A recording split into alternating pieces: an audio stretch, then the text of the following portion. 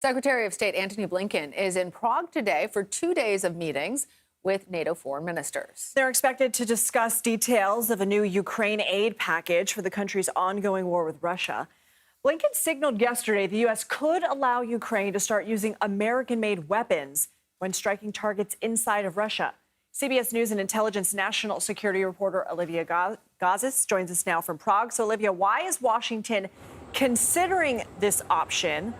And why are they announcing it? And what are some of the potential concerns if this does, in fact, happen? Well, that's right. Well, what the secretary said yesterday when we asked him this question was more of a hint than confirming an actual change in policy. But it was the clearest indication to date that we've had that the administration is actively considering letting Ukraine strike legitimate Russian military targets inside of Russia.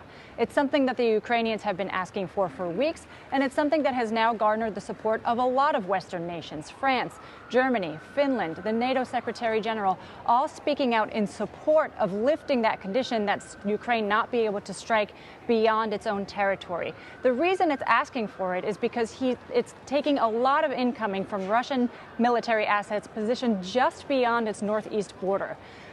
Up until now, the Ukrainians had success using their own drones to take out some of those glide bombs and missiles that are inflicting damage in the northeast.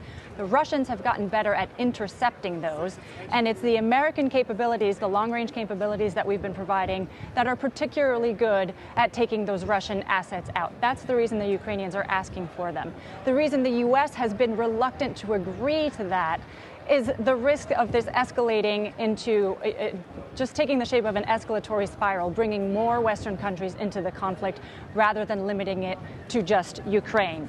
But the reason that the secretary is now saying it's time to consider this option, the language he used was adapt and adjust to conditions on the battlefield. And from the officials that we've been speaking to here, we are welcome to read between the lines as to what that means. That's the reason that it looks like it's a real possibility in the future.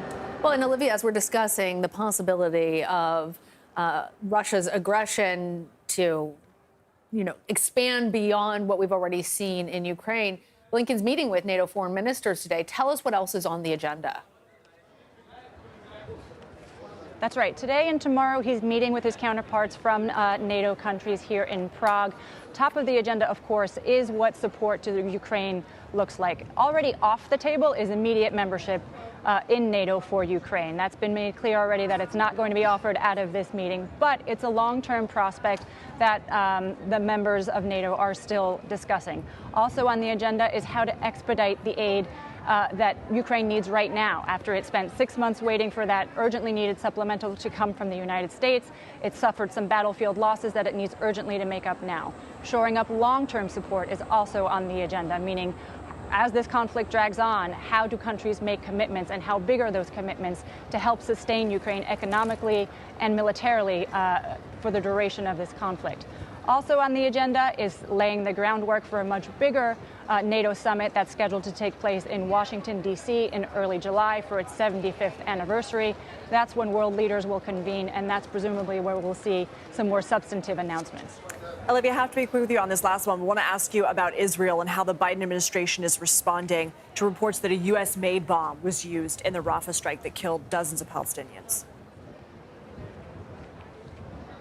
That's right. Well, we asked this very question of the secretary yesterday, and he said that he could not at this point confirm that it was an American-made munition that was used in that awful strike on the refugee camp outside of Rafah that resulted in the deaths of dozens of innocent Palestinian civilians. That's despite the fact that numerous credible reports, including CBS News, have confirmed that it was an American-made munition. The secretary instead insisted that Israel conclude its investigation quickly and that it formulate urgently a day-after plan for Gaza.